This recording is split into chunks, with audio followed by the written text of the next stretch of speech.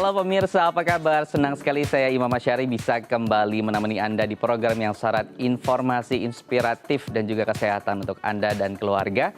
Inilah dia, Bincang Sehati.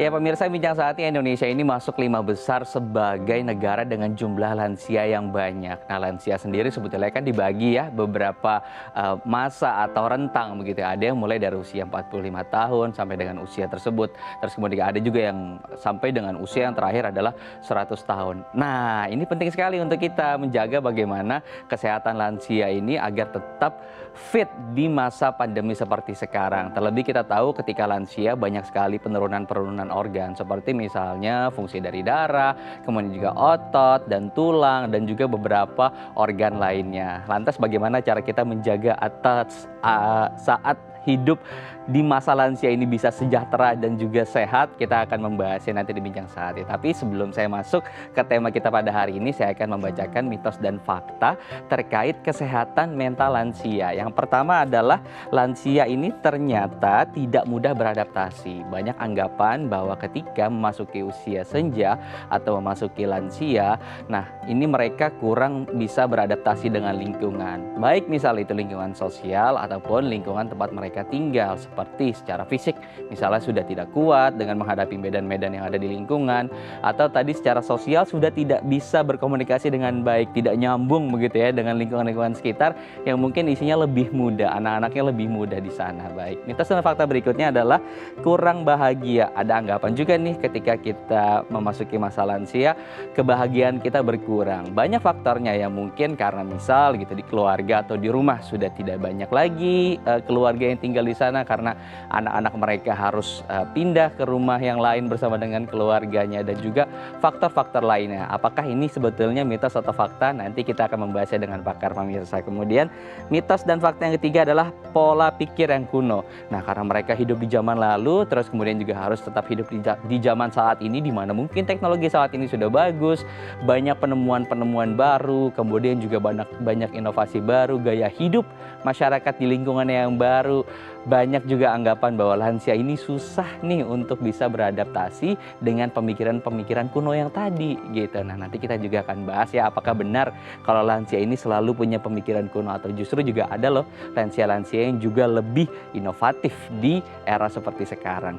Kita masuk ke mitos fakta yang keempat adalah sering lupa.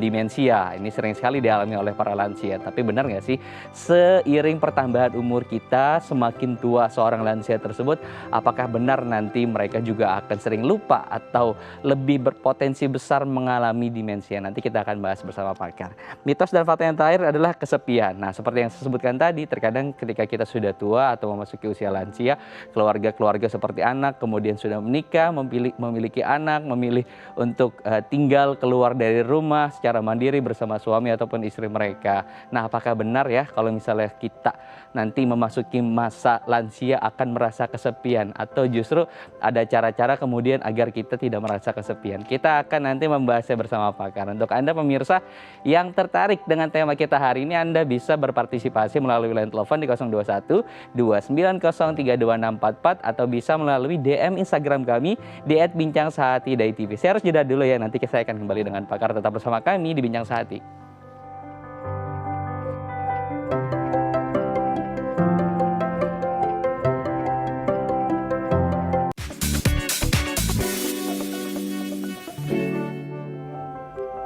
Terima kasih Anda masih bersama kami di Bincang Sehati. Di segmen sebelumnya saya sudah membacakan beberapa mitos fakta seputar lansia. Dari mulai tadi ya merasa kesepian dan memiliki pemikiran kuno dan sulit beradaptasi di lingkungan. Kita akan bahas satu-satu nanti dengan pakar. Sudah bersama saya Mbak Alexandra Gabriela selaku seorang psikolog klinis dan juga hipnoterapis dari Smart Mind Center. Saya akan sapa ya Mbak Alex. Halo, selamat pagi Mbak, apa kabar?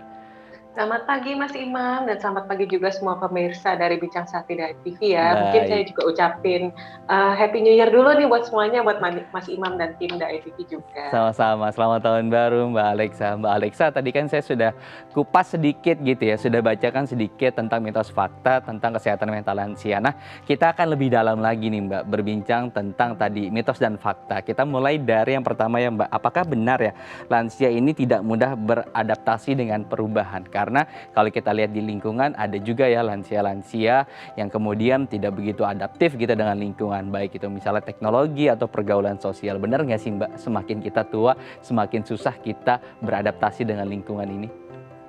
Oke, namanya proses adaptasi itu kan sangat berkaitan dengan proses belajar ya. Yang mana proses belajar ini juga dipengaruhi sama kemampuan neuroplasticity otak kita atau gimana otak kita tuh mempelajari suatu keterampilan dan informasi-informasi baru gitu.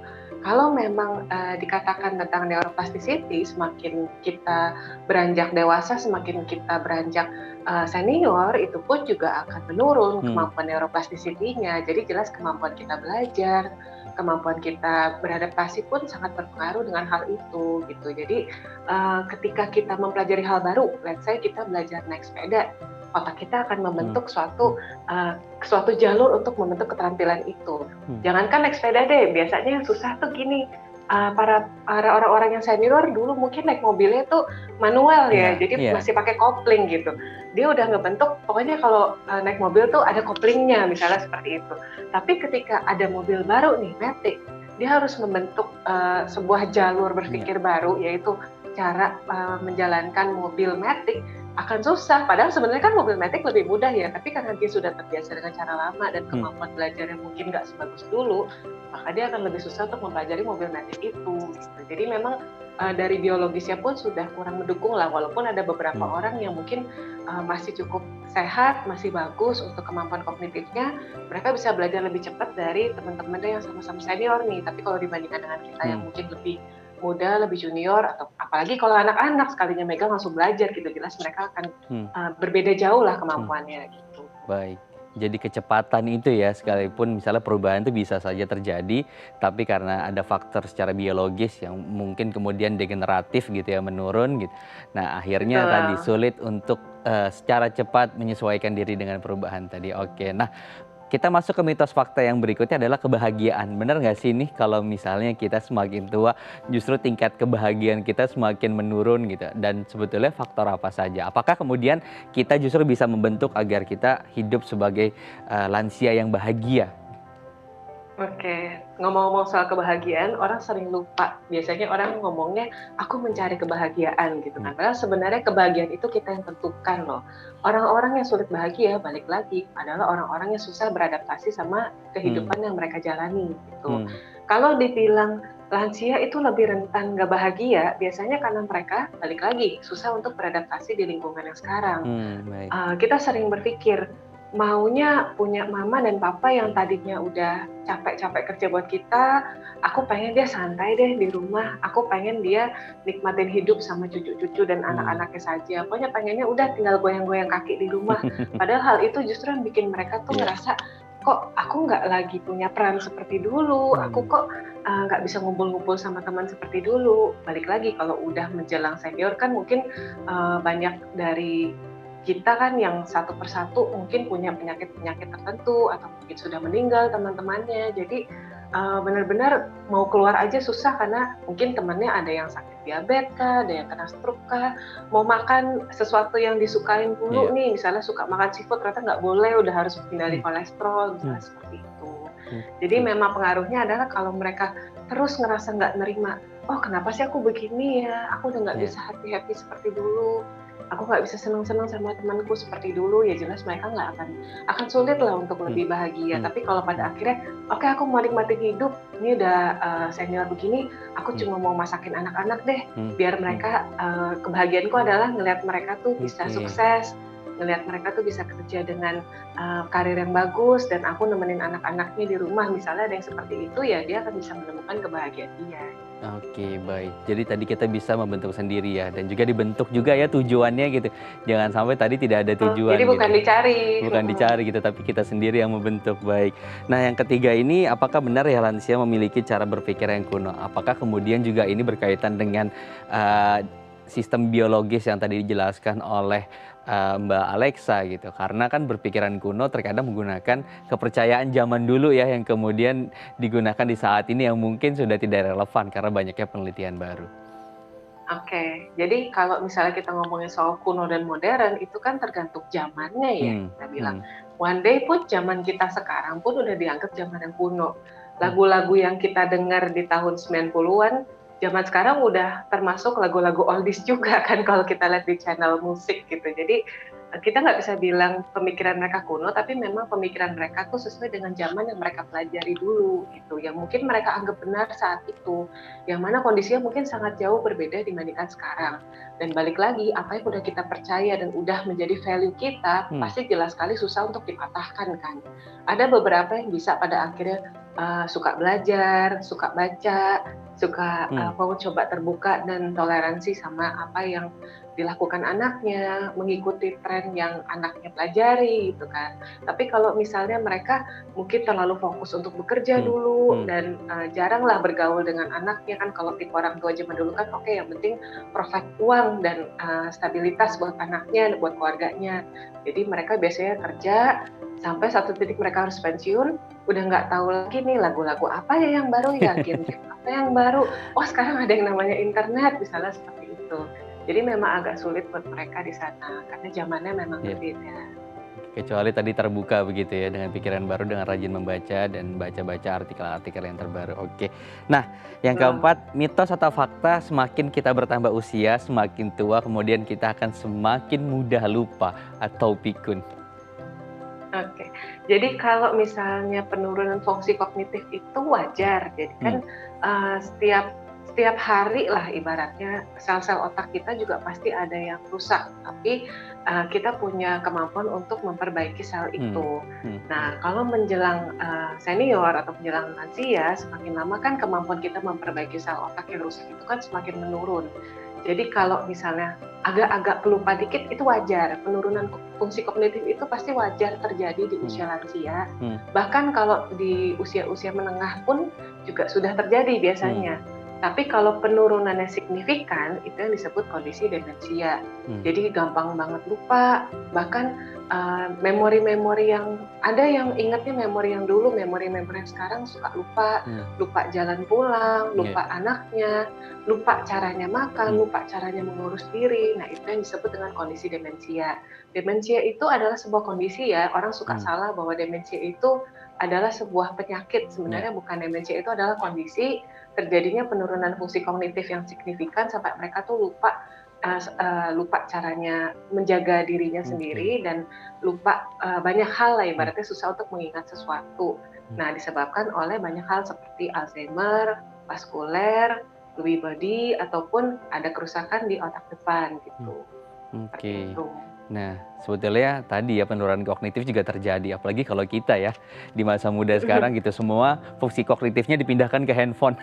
Jadi semua ingatannya di sana gitu. Jadi nggak terasa. Jadi nggak terasa gitu ya. Jangan-jangan justru kita akan lebih mudah begitu ketika nanti lansia, generasi yang sekarang tuh bisa lebih mudah gitu mengalami yang hal-hal seperti tadi. Oke, baik. Nah, yang terakhir nih Mbak Alexa, apakah benar kemudian ketika kita memasuki usia lansia dan senior ini mudah merasa kesepian gitu? Karena mungkin ya faktor dan kebudayaan di kita kan setelah menikah, anak-anak memilih untuk misalnya hidup sendiri bersama keluarga mereka secara mandiri. Kalau misalnya dilihat di situ, memang kita lihat nih, seperti yang tadi saya jelaskan pertama kali, biasanya orang-orang yang memasuki fase lansia, mereka akan mengalami namanya pensiun dulu nih, misalnya kayak udah umur 60 atau 65, perusahaan sebenarnya cuma kasihan, mereka nih kayaknya kecapean gitu, nggak mau mereka terlalu capek, akhirnya dipensiunkan. Atau ada juga seorang pasien yang sebenarnya nggak dipensiunkan, cuma dikurangin sedikit lah, perannya tetap sebagai sebagai head, tapi dia dikurangin perannya sedikit gitu. Jadi sebagian tuh di-handle sama tim yang lain, itu aja udah berpengaruh. Kok aku nggak punya peran lagi ya? Apalagi kalau misalnya dia tadinya tinggal di daerah A, teman-temannya daerah A. Dia kalau pagi itu selalu ke pasar di situ, selalu masak, selalu nyiapin sesuatu. Walaupun anak-anak sudah pergi, dia bisa siang-siang ketemu temennya, dia bisa belanja ke sana ke sini, dia bisa ngobrol sama tetangga.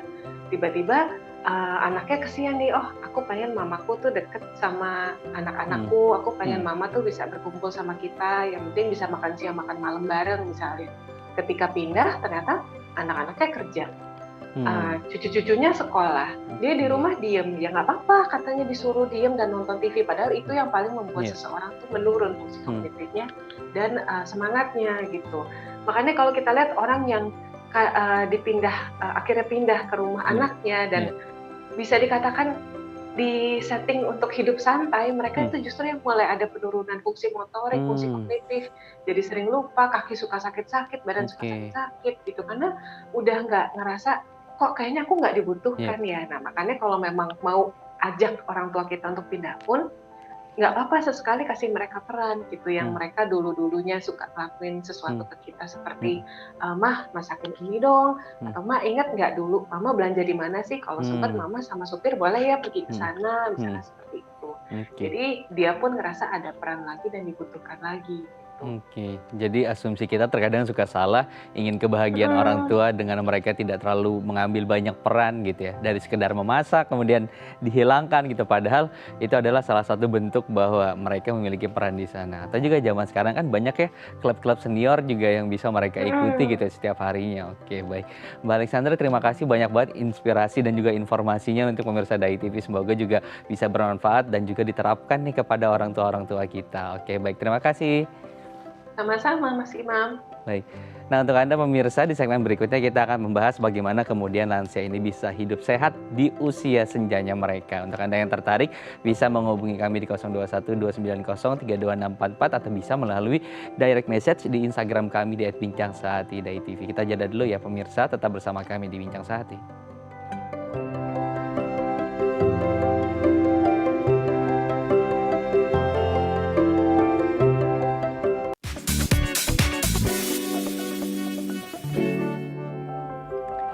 Terima kasih Anda masih bersama kami di Bincang Sehati. Di segmen sebelumnya, tadi Dokter Alexa sudah banyak menjelaskan ya tentang bagaimana sebetulnya lansia itu ya, dari kemudian penurunan susah bersosialisasi, terus juga kemudian beberapa penurunan yang lainnya yang kemudian bisa kita aplikasikan. Termasuk misalnya tadi dengan mengurangi pekerjaan lansia ini, nah tidak baik juga sebetulnya untuk lansia tersebut karena perannya kemudian berkurang sehingga merasa lebih kesepian. Nah, di segmen yang sekarang kita akan membahas kemudian bagaimana agar lansia bisa hidup sejahtera dengan sehat sentosa di masa senjanya. Kita akan membahasnya bersama Dr.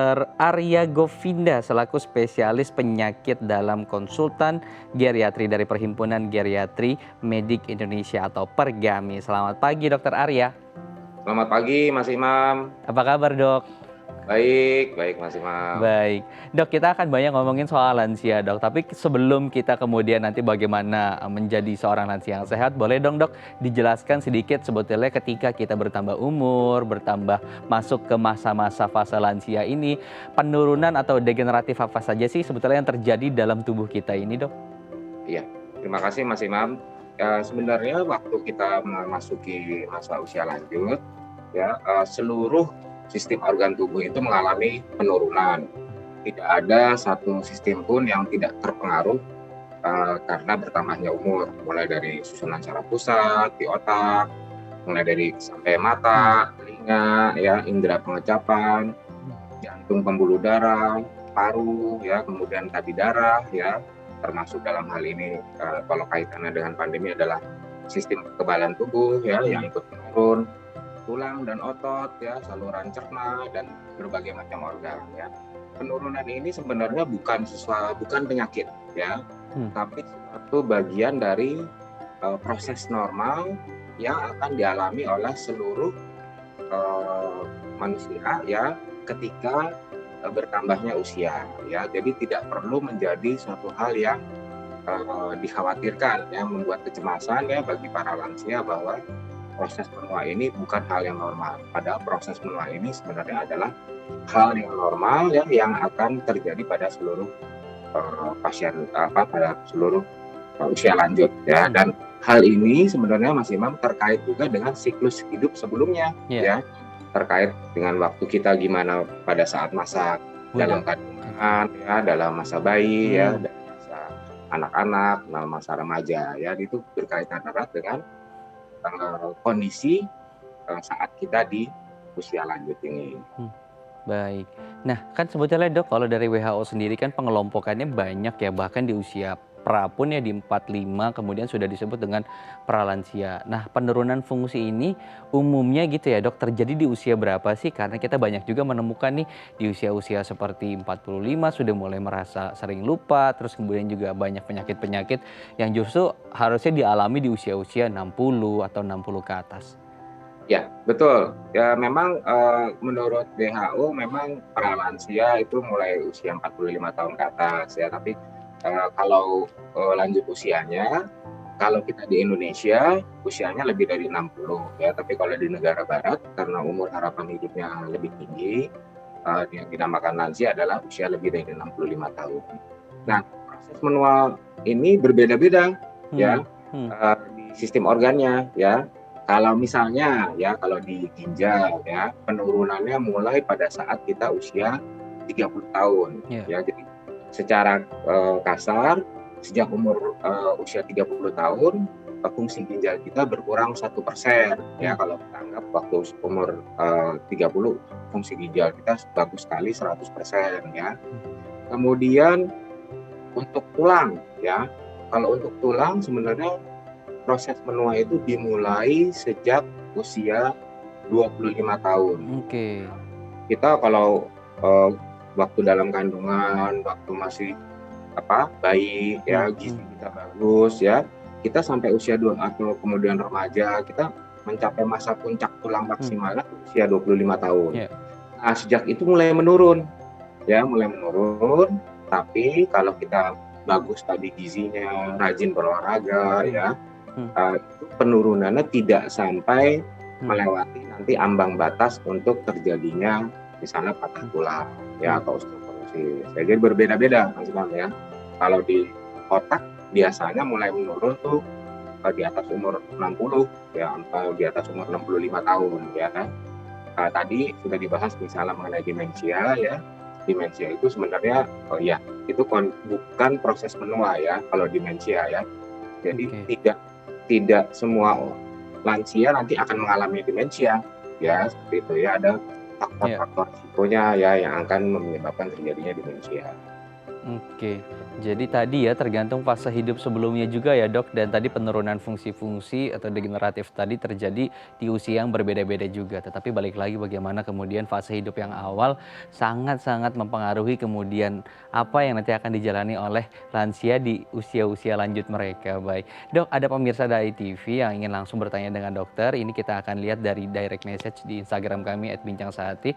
Ada dari Rizky 75. Nah Dok, ibu saya usianya 60 tahun nih Dok, beratnya sekarang 80 kilo dengan tinggi 158 cm. Kira-kira Dok, untuk diet aman lansia seperti apa ya? Terlebih ibu saya juga ibu saya punya riwayat hipertensi. Nah, jadi ingin menanyakan kurang lebih tentang diet amannya di usia 65 tahun. Beratnya 80 kilo, tingginya 158, obes ya kurang lebih ya Dok ya sepertinya. Betul sekali Mas Imam ya. Jadi sebenarnya kalau lihat kondisi ibu ini mestinya sih obesitas dengan hipertensi ya. Nah, diet yang terbaik adalah dengan mengurangi konsumsi makanan yang mengandung lemak ya, dan mengurangi juga konsumsi makanan yang mengandung karbohidrat ya. Yang harus lebih banyak adalah justru protein ya. Karena seiring dengan bertambahnya usia, jumlah lemak di dalam tubuh kita meningkat ya. Misalnya jumlah lemak di dalam tubuh kita meningkat, massa ototnya menurun ya, sehingga memang untuk ibu ini jelas harus mengurangi konsumsi makanan yang berlemak ya, konsumsi makanan yang mengandung karbohidrat ya. mengkonsumsi makanan yang tinggi protein ya, misalnya kalau makan telur, kalau bisa sementara putihnya aja dulu ya, jangan kuningnya, karena kuningnya kita tahu banyak mengandung kolesterol. Termasuk karena darah tinggi mungkin harus mengurangi makanan yang asin-asin ya. Jangan makan ikan asin ya dan sebagainya, telur asin ya, seperti itu ya. Dan pengolahannya juga gitu ya dok, jangan selalu dibakar, jangan selalu digoreng gitu ya dok ya. Nah kalau di sini kita banyak sekali ya makanan yang digoreng ya, itu juga berpengaruh ya terhadap terutama penyakit-penyakit yang berhubungan dengan kardio-cerebrovaskuler. Oke, baik. Nah, dok, ini kan di masa pandemi seperti sekarang kan dok, khawatir sekali kita ya terhadap lansia karena tadi ada penurunan secara imunitas untuk usia-usia lanjut. Nah, sebetulnya apa sih nanti dampaknya ketika kemudian kita sebagai lansia atau orang tua kita gitu ya sebagai lansia terpapar COVID-19 ini gitu?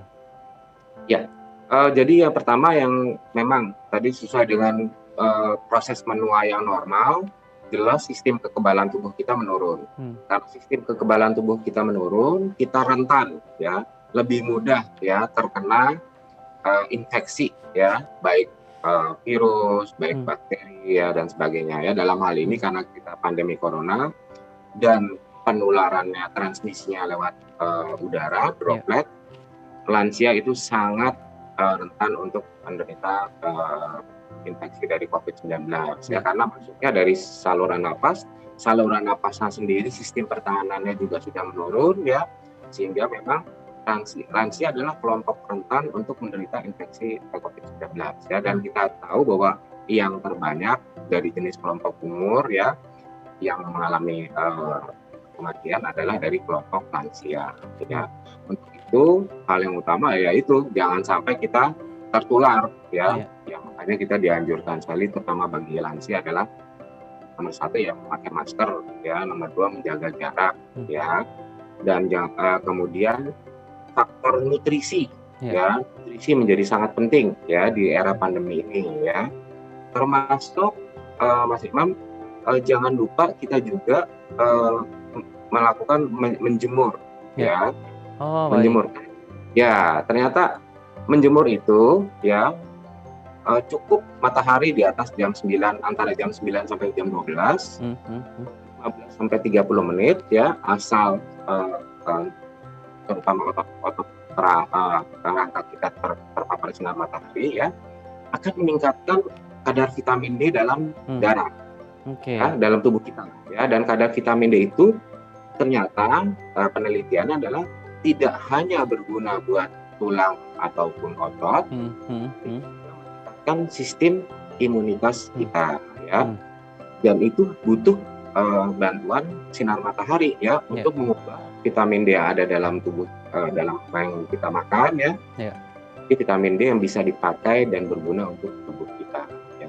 Baik, ternyata tadi ya dengan berjemur juga memiliki efek tadi ya, bukan karena sinar mataharinya memiliki kandungan vitamin D gitu ya, tapi tadi karena sinar matahari itu kemudian memunculkan reaksi tersebut dalam tubuh kita. Baik, dok, nanti di segmen berikutnya kita akan banyak bahas tentang bagaimana tadi kan dokter sudah membacakan nutrisinya harus baik, gaya hidup juga harus baik seperti berjemur. Nanti secara detail kita akan bahas dok ya di segmen berikutnya. Untuk Anda pemirsa yang tertarik dengan tema kita hari ini, Anda bisa menghubungi kami dan berbicara langsung dengan Dr. Arya di 021 290 32644 atau bisa melalui Instagram kami di @bincang-sehati.tv. Saya jeda dulu, tetap bersama kami di Bincang Sehati.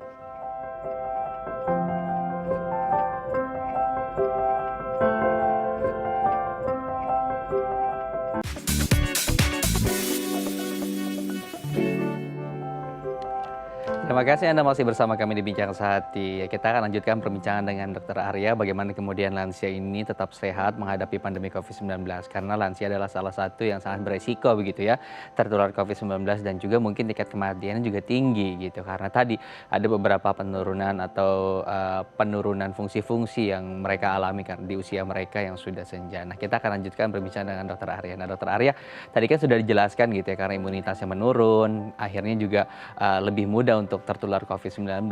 Tapi kemudian yang beresiko kematiannya tinggi itu untuk lansia yang memiliki komplikasi penyakit apa saja sih dok? Gitu. Untuk menjadi edukasi dan juga pengingat nih untuk para lansia di rumah dan juga anak-anak muda nih ketika ada lansia di rumahnya. Semoga mereka harus berhati-hati begitu ya karena tadi penularan dan tingkat kematiannya besar sekali. Ya, jadi untuk lansia memang pertama lansia adalah kelompok rentan ya untuk terjadi infeksi COVID-19. Dan dari data lansia adalah kelompok yang paling tinggi angka kematiannya. Ya. Di dunia hampir mungkin sekitar 60% ya, bahkan di Amerika di mana pasien COVID-19 mungkin yang terbanyak yang mengalami kematian 8 dari 10, jadi hampir 80% yang mengalami kematian adalah di kelompok usia lanjut usia. Dan kelompok lanjut usia yang mana ya yang paling rentan itu kelompok lansia yang sudah mempunyai penyakit sebelumnya ya. Misalnya pasien itu mempunyai penyakit diabetes, melitus, penyakit kencing manis, pasien itu pernah stroke, ya, pasien itu punya penyakit jantung, ya, penyakit jantung koroner, penyakit jantung hipertensi, ya, pasien itu mempunyai penyakit kanker, ya, jadi penyakit-penyakit ya yang menjadi faktor risiko ya untuk terjadinya kematian pada lansia pada COVID-19. Jadi mesti hati-hati ya. Jadi kematian itu terjadi biasanya bukan karena lansia yang pergi-pergi keluar rumah ya, tapi lebih banyak karena mungkin anggota keluarganya ya yang keluar rumah ya, yang tidak waspada sehingga menjadi OTG, orang tanpa gejala, yang menyebabkan terjadinya transmisi menularkan ke lansia yang di rumah. Ya, jadi hati-hati ya. Jadi bagi yang bukan lansia mesti ingat-ingat tuh ya, kalau ada lansia di dalam di rumahnya, anggota keluarganya ya, tetap benar-benar harus menjaga jarak, Makanya di Amerika banyak juga namanya klaster rumah tangga ya, seperti itu ya. Jadi udah bukan klaster yang khusus lagi, tapi ya klaster rumah tangga ya, seperti itu ya, di mana lansia yang akan menjadi mempunyai derajat penyakit yang paling berat ya, yang mengalami COVID-19.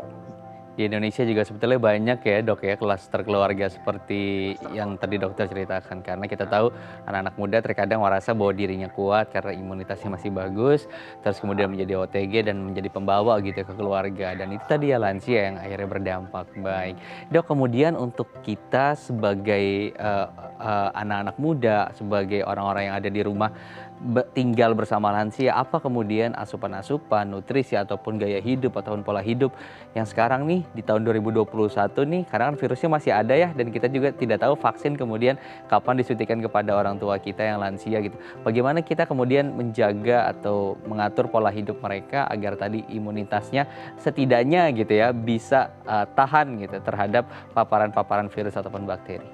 Ya, jadi untuk lansianya yang pertama tadi ya, dari nutrisinya ya, nutrisi kita tahu bahwa sistem imunitas ini sangat erat kaitannya dengan asupan makanan dari yang mengandung protein ya. Jadi tadi putih telur ya, kalau makan pun daging, yang dikonsumsi adalah dagingnya ya, jangan lemak-lemaknya ya. Kemudian misalnya tahu, tempe, ikan ya, itu sangat baik. Susu ya, susu yang ada pada lansia ya, susu yang khusus untuk lansia itu juga baik ya. Kemudian yang kedua tadi tadi jangan lupa berjemur ya, berjemur karena tadi vitamin D kan akan membantu ya meningkatkan sistem imunitas kita ya. Seberapa banyak kita memakan atau meminum suplementasi vitamin D, apabila kita tidak lakukan, kita tidak menjemur diri kita sendiri, maka vitamin D yang dikonsumsi rata-rata akan susah dikonversi atau dirubah menjadi vitamin D aktif yang bisa dipakai dalam tubuh kita, ya seperti itu ya. Oke. Kemudian jangan lupa juga walaupun kita di rumah melakukan eh, semacam latihan jasmani, Ya. ya jangan lupa ya itu ya. Kalau memang pada era pandemi ini memang agak susah kan keluar-keluar ya, mesti hati-hati ya, bisa dilakukan di rumah ya. Jangan banyak diam saja ya, karena itu akan membawa dampak ya, efek dari imobilisasi. Ya. Kemudian yang juga terpenting adalah kontrol penyakitnya. Kalau Baik. punya penyakit dasar sebelumnya, kalau punya diabetes, kalau sebisa mungkin gula darahnya normal ya, dengan obat-obatan, dengan pola hidup makan yang sehat ya. Kalau punya tekanan darah tinggi harus diusahakan normal ya, karena kalau tidak normal, nah itu jadi faktor risiko ya. Oke.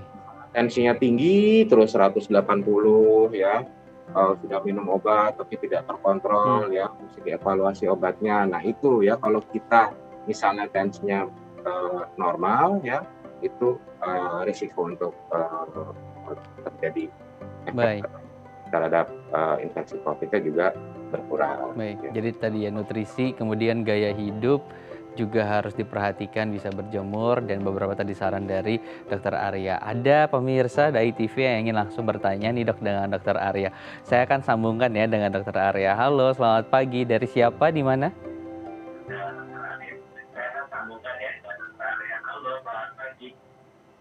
Selamat pagi ya Pak. Ya. Selamat pagi, Pak Dokter.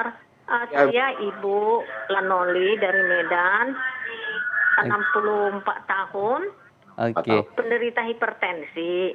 Selama pandemi ini kayaknya saya makanan sih saya jaga. Hipertensi udah 20 tahun, melahirkan anak kedua itu pada saat umur 44 tahun. Nah, selama pandemi ini mulai pandemi dia mulai gembung perutnya. Nah, dengan dengar pernah ke dokter, sesudah 3 bulan gembung, atasi cara makannya, ya agak teratasi. Kemudian 3 bulan yang lalu lagi dia agak suka apa namanya keringat dingin gitu, keringat dingin sampai hampir mau menggigil, terus haus gitu. Saya yang ke dokter itu Patipar dikasih, obat Patipar. Baik. Usianya berapa sekarang, Ibu? Pertanyaan saya, Pak, bisakah saya lanjut? Agak-agak takut ya ke dokter, karena pada saat ke dokter rasanya dokternya pun kayak takut-takut juga megang kita gitu. Jadi kita rasanya seperti sakitnya ini apakah sakit yang serius atau hanya saya tunggu aja sampai saya yakin benar kalau ke dokter itu nantilah sesudah dokter itu sudah divaksinasi nanti, jadi dia nggak ragu-ragu nengok megang kita, karena biasa kita kan cek tekanan ke dokter gitu. Jadi yang dikasih obatnya Pratifar 2 kali 1 bisa saya lanjut terus. Kalau saya makan ini kayaknya kotorannya agak ini Pak, agak mau encer, mau keringat dingin kita kalau mau. Nggak seperti biasa lah, tapi nggak mencret benar. Jadi ada permasalahannya di pencernaan ya Bu ya. Oke, mungkin saya bisa potong sebentar. Saya tidak tahu pencernaan karena 13 tahun yang lalu saya udah divonis batu empedu. Boleh. Batu empedu. Oke, Dokter Arya, mungkin ada yang mau ditanyakan terlebih dahulu? Oh iya, ya kelihatannya sih ya ada masalah perut kembung ya, kemudian ada keringetan. Berarti kita coba jawab ya dok ya? Kita coba jawab, oke baik. Ibu kita coba jawab dulu dari Dokter Arya, terima kasih. Saya putus dulu sambungannya, nanti kita lanjut ke Dokter Arya menjawab pertanyaan Ibu tadi, oke baik. Nah dok, bagaimana tadi permasalahannya? Apakah biasa yang umum terjadi seperti ini, ada permasalahan di pencernaan, terus kemudian tadi ada obat-obatan yang harus dikonsumsi, apakah nanti harus kemudian diganti obatnya atau seperti apa? Silakan Dokter Arya. Ya, terima kasih. Tadi memang masalahnya ada perut kembung ya. Perut kembung kita tahu pada paling sering disebabkan gangguan saluran cerna ya. Dan pada ibu ini juga ada riwayat ke batu empedu ya. Batu empedu pun bisa menyebabkan atau memberikan gejala perut yang kembung ya. Apalagi hati-hati, mesti dievaluasi ya batu empedunya, apakah sekarang sudah timbul lagi atau batu empedunya nanti menimbulkan radang ya. Kalau menimbulkan radang itu tadi, jadi ada seperti gejala infeksi, ada gejala peradangan ya. Jadi ada menggigil ya, kedinginan ya, dan sebagainya ya. Nah, untuk yang tadi yang berkaitan dengan ada juga masalah kedinginan ya, menggigil, kita harus mewaspadai juga apakah di dalam tubuh kita ada infeksi ya, seperti itu ya. Karena kan lansia di era pandemi ini kan memang rentan untuk terjadinya infeksi ya. Kalau saran saya mungkin harus kontrol, datang ke dokter ya, dan mungkin nanti buat perjanjian ke dokternya kalau bisa di jam praktek dokter itu yang tidak terlalu ramai ya, karena kita tahu kalau kita ke rumah sakit kemudian jumlah pasiennya banyak ya, kita juga berisiko ya lansia itu untuk tertular penyakitnya ya. Bisa mungkin dibuat perjanjian gitu dengan dokter yang khusus ya, mungkin di jam-jam yang tidak banyak pasiennya ya, sehingga bisa mengurangi risiko untuk transmisi dari infeksi COVID-19. Baik, oke. Nah, Dok, nanti kita akan sambung di segmen berikutnya. Ada beberapa tips juga yang akan kita bahas perihal tadi gaya hidup seperti apa yang bisa diterapkan oleh lansia untuk tadi kemudian bisa hidup sehat di tengah pandemi COVID-19. Dokter Arya, kita harus jeda dulu ya. Untuk Anda pemirsa yang tertarik dengan tema kita bisa menghubungi kami di 0212903244 atau bisa melalui DM Instagram kami di @bincang-sehati.tv. Kita jeda dulu pemirsa, tetap bersama kami di Bincang Sehati.